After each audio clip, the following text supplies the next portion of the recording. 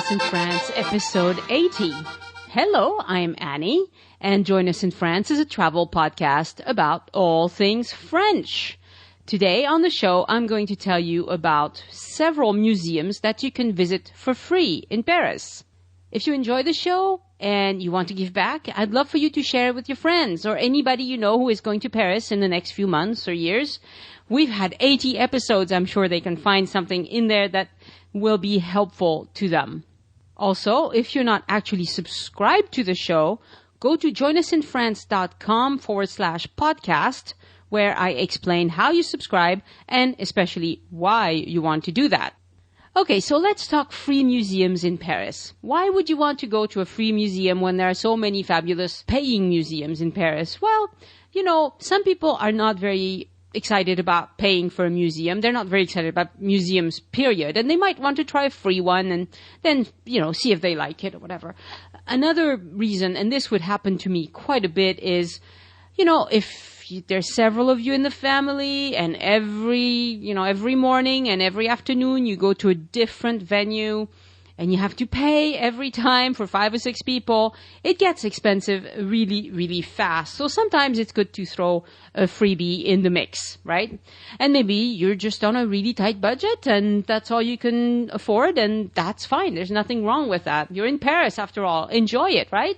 Whatever your case may be, there's a wide choice of wonderful museums in Paris, and even the free ones are absolutely wonderful.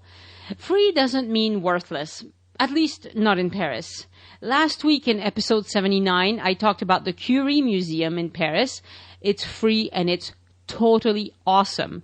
And what gave me the idea for this episode is that I was looking through the list of all the free museums in Paris. And so I thought it would be really good to have a list and for me to see a list so I can go see all of them, because I haven't seen most of them. So in this episode, this is a little bit different from what I usually do. Normally, I only tell you about places that I visited personally. This one, I haven't seen most of them. I'm just doing this for a list, so you have some idea of some of the things you might want to do that are free in Paris. Things for you to try. And you know what? Sometimes you're right next to them. You don't even know it. So I'm going to tell you which arrondissement they are in, what they're next to, so that, if you just happen to be in the neighborhood, you might as well go in and take a peek, because it's free. You might as well try it. So for the complete list, go to joinusinfrance.com/80. That's the number 80. And you'll see the complete list of all the museums that I'm talking about and their address and the opening hours and all of that good stuff. The first one I'm going to talk about is the Museum of Modern Art of the City of Paris. In French, that's called Musée d'Art Moderne de la Ville de Paris. This museum is situated 1 kilometer away from the Eiffel Tower. To find it, you get out of the Eiffel Tower, you cross the river, and you go just a little bit to your right. You'll have to look at a map. It's really very close to the Eiffel Tower. And you remember how my friends Sherry and Craig, they talked about how they went to the Eiffel Tower several times and it was crowded and they decided they didn't want to do that right away. That museum is a really good alternative, right? It's open every day but Mondays, 10 a.m. to 6 p.m. And it's really close to the Eiffel Tower, which, the area around the Eiffel Tower doesn't have that much. It's kind of out of the way. So once you're there, you might as well see it all. Now, obviously, once you've seen the Eiffel Tower, the other thing you must do is go over to the other side of the Seine, to the Trocadero, right? The view from the Trocadero to the Eiffel Tower is absolutely stunning. And the Trocadero is this beautiful area with all the big fountains. And on top of the hill, there's a palace. It's called Palais de Chaillot. And see, the Palais de Chaillot itself has some museums in it. But they're not free. They're not major museum, none of them, but they're not free. So I won't even mention them today. What you could do if you wish, is go to the Eiffel Tower, then go to the Trocadero, or maybe you arrive at the Eiffel Tower from the Trocadero metro station, in which case you would have seen it already. It's gorgeous. It's beautiful. It's a great way to do it. And then, if you have some time left, go to the Museum of Modern Art of the City of Paris. That museum has some outstanding pieces, obviously not the most famous ones, but they have Picasso, Braque, Deft, they have Dada, they have Kandinsky, they have Matisse. They have a solid, beautiful collection. So anything that is too new for the Orsay Museum, anything after 1915, will be either at the Pompidou Museum, and we did a whole episode on that. It was episode number 42, or it will be at this Modern Art Museum of the city of Paris, which happens to be free. So even better. So this Musée d'Art Moderne de la Ville de Paris gets some tremendous reviews on TripAdvisor. One amused me. It said it would be a major museum if it weren't in Paris. And it's true that in Paris, it has a lot of competition. But anywhere else, it would be an excellent, outstanding museum. Now, the permanent exhibition is free, and that's the one that contains all the Picasso and Braque and all that. But they also have a rotating exhibits, and you have to pay a few euros for those if you're interested in those. I think on a rainy day, if you show up at the Eiffel Tower and it's rainy or cold or the line is too long, I think it would be an excellent alternative for spending a few hours in this beautiful building. And I bet you have nice views of the Eiffel Towers from there too. The second free museum I want to mention today is the Maison de Balzac. Honoré de Balzac was a very famous French author, 19th century. Among the things that he wrote that you might have heard of is The Human Condition and the Père Goriot. The Père Goriot is one that every high school student in France has to read. It's a good novel, but it's a little bit sad, but a very good novel. Anyway, his house is located right about 1 kilometer west of the Trocadero. So it's still in the 16th arrondissement. The reviews are more mixed. I mean, if you're in love with this author, it's very much worth a visit. But from what I can see, there's not that much there. It is free. It is open to the public 10 a.m. to 6 p.m., but closed on Mondays. I think this would be a nice walk for people who like to visit residential neighborhoods. You'll get to see some houses, some new, some old. The neighborhood is probably very nice. So why not? I think as someone who's read Balzac and likes him just fine, I might not go out of my way to see it. But I can see, if you're a literature professor or something, then yeah, you need to go see it. The third free museum in Paris on our list is the Musée Bourdelle. Bourdelle was a sculptor, and he was a contemporary of Rodin. As a matter of fact, he worked for Rodin and became famous of his own right. This museum is his atelier, so the place where he worked. He also lived there. And there are some marvelous sculptures both in the house and in the gardens. So for me, who loves sculpture, I really need to go see this one next time I'm there. It gets really good reviews on TripAdvisor. I think the Musée Bourdelle is probably a very good bet. Now, it's in the Montparnasse area. It's about 1 kilometer away from the main train station of Montparnasse, so easy to get to. It is open every day but Mondays, 10 to 6 p.m. And it's free because it's a Paris City Museum as well, and those are all free. So, sounds like a lovely place to go visit. And by the way, the Montparnasse area is really a pretty good area to stay in. I know lots of people recommend that you stay in the Marais or whatever, but that's overcrowded and pretty dead at night. Well, some areas anyway. The Montparnasse area is really nice because there are lots of restaurants. It's very lively. It's very easy to get to. So really you should consider a hotel in the 15th, right around Montparnasse. It's a little cheaper too than the very center of the city. And you have this beautiful museum too, so yeah, a good place to check out. And speaking of Le Marais, that's where our next destination is, the Musée Carnavalet, which is a museum dedicated to the history of the city of Paris through the ages. It starts with items from 4600 BC to the present. It's a very old municipal museum, and it's, of course, in beautiful Le Marais neighborhood. So to visit this one, I think it would fit very well inside of a walking tour of Le Marais, which Elise gave us some suggestions in episode 27, which was all about it. This museum is very close to the Place des Vosges, which is also an outstanding place in Paris, and a place where I think it would be very fun to go have a picnic. Next time I'm in Paris, I think I'll just walk around the Marais, buy a few things for a picnic, and go enjoy it at the Place des Vosges. That sounds like fun to me. In this Carnavalet museum, you'll see some beautiful paintings. You'll see lots of things about Napoleon, decorative arts, a fair bit of Art Nouveau. I mean, it's just an overall charming museum. For people who like museums, however, if you hate museums, probably don't go.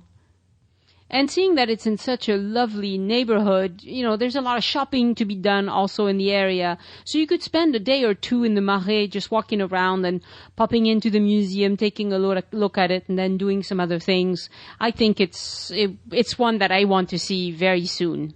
And right now, the special exhibition is on Napoleon. And I do think you have to pay for that a little bit. I read on TripAdvisor that a lot of the signage in that museum, in the Carnavalet Museum, are in French, but they also offer an English audio guide. So, not ideal, but doable.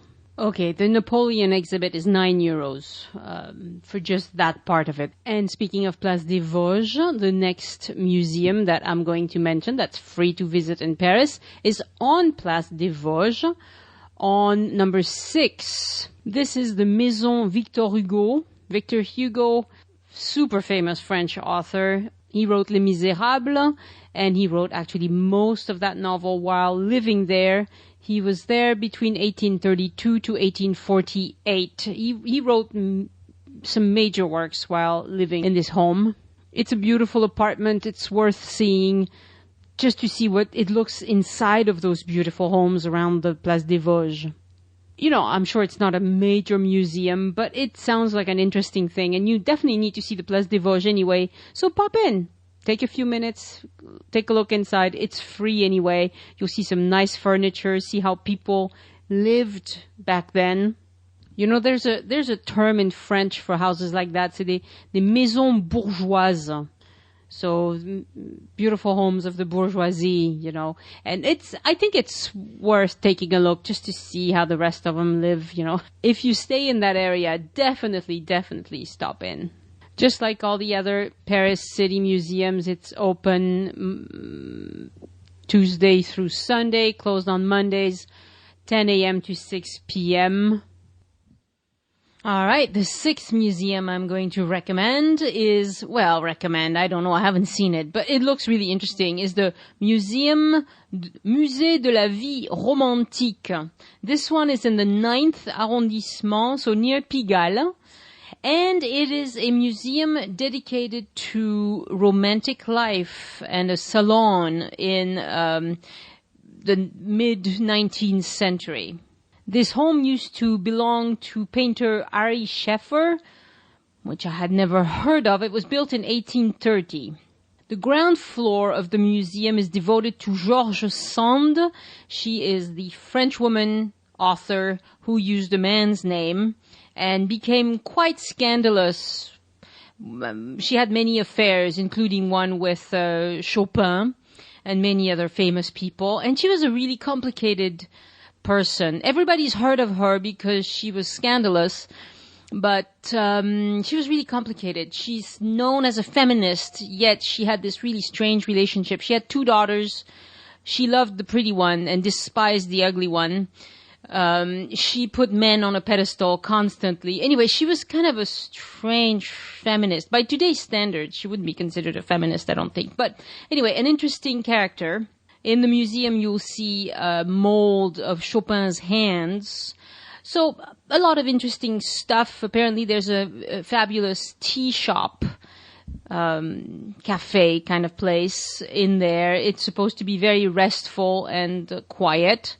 So why not? Why not? That might be one I would enjoy if I were in the neighborhood. You know, it's not one I would go a long way to visit, but it's near Montmartre, La Chapelle, Pigalle area.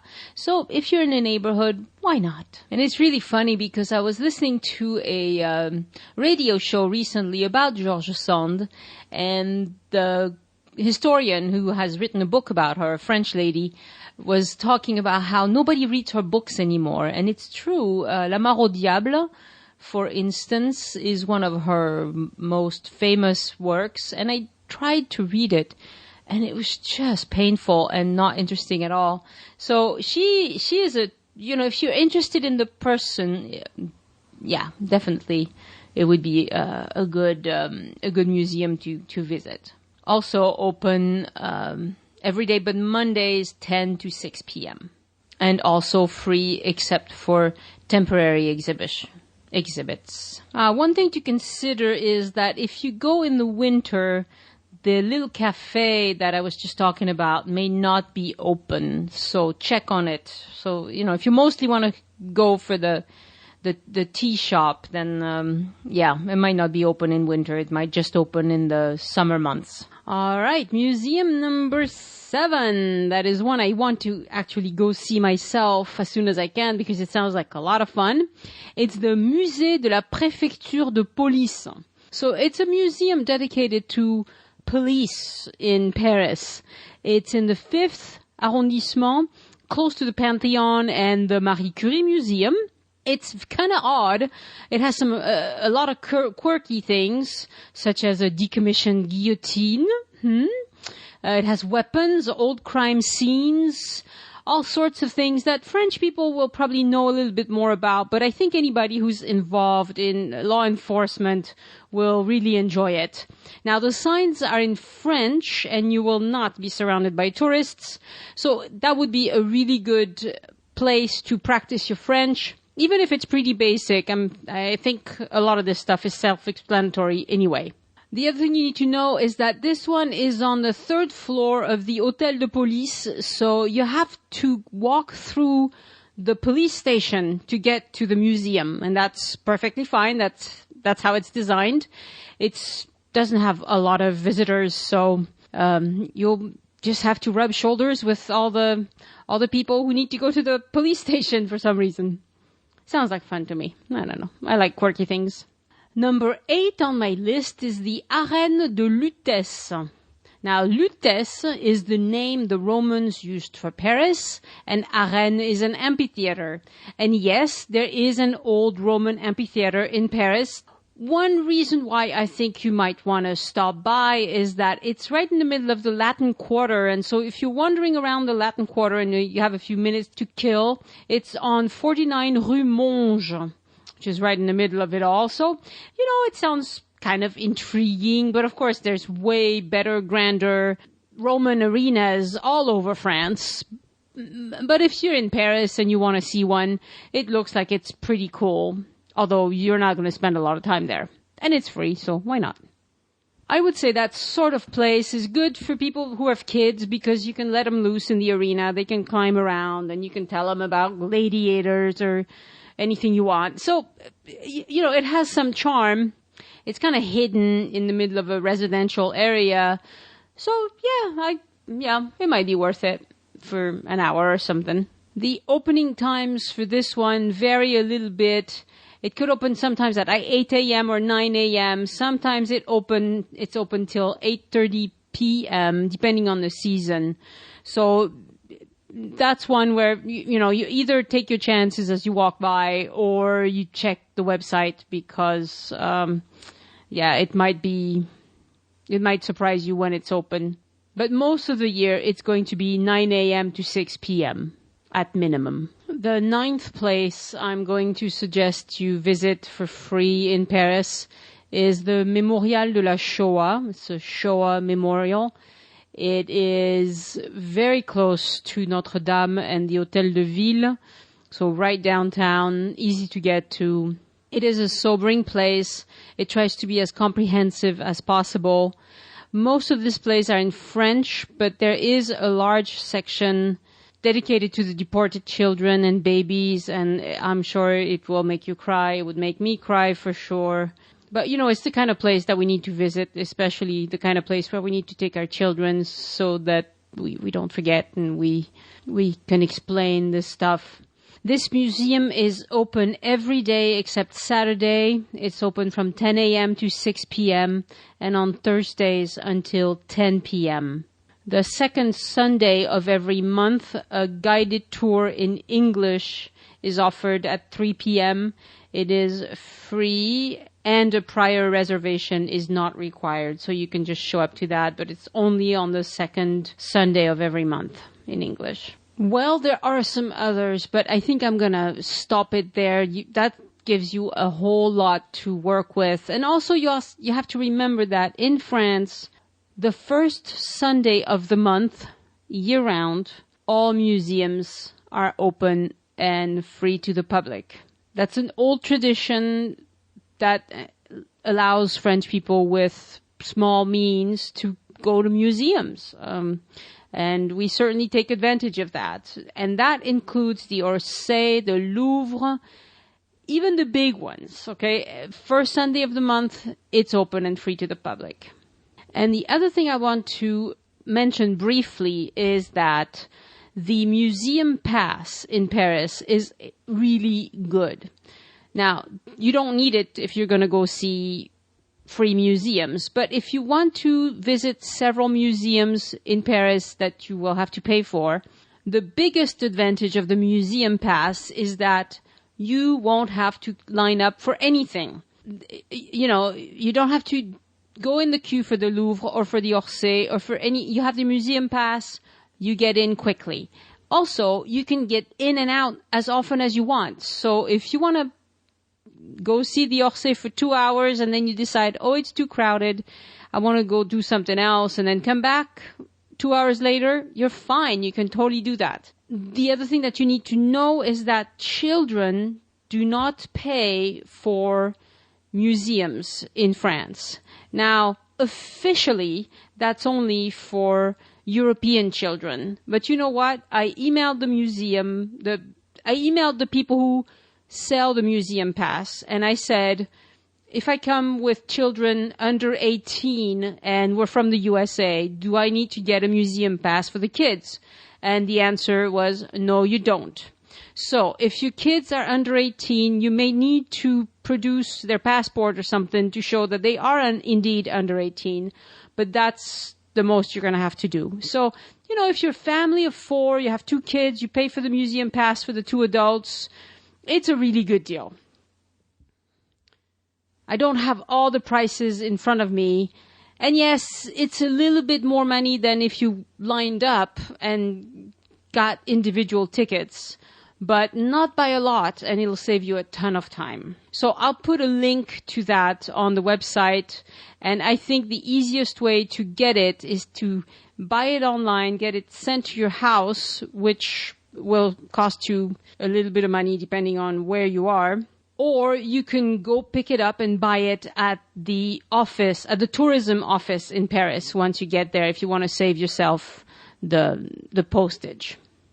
All right, well, that's the end of the show. It's a little shorter than usual, but that's okay because last week, I'm making up for last week, which was really, really long. I hope all of you are having fun preparing your visits to France.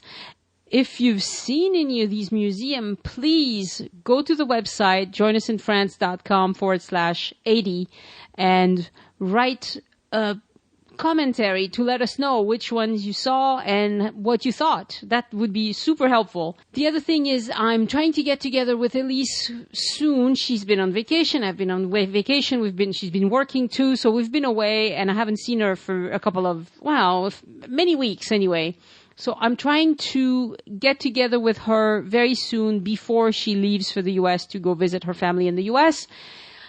And if we can do that, then you'll hear her soon. Otherwise, well, just have to wait till September. Let's see. Hopefully we don't have to skip a month with Elise. That would be too bad. All right. Thank you very much, everybody.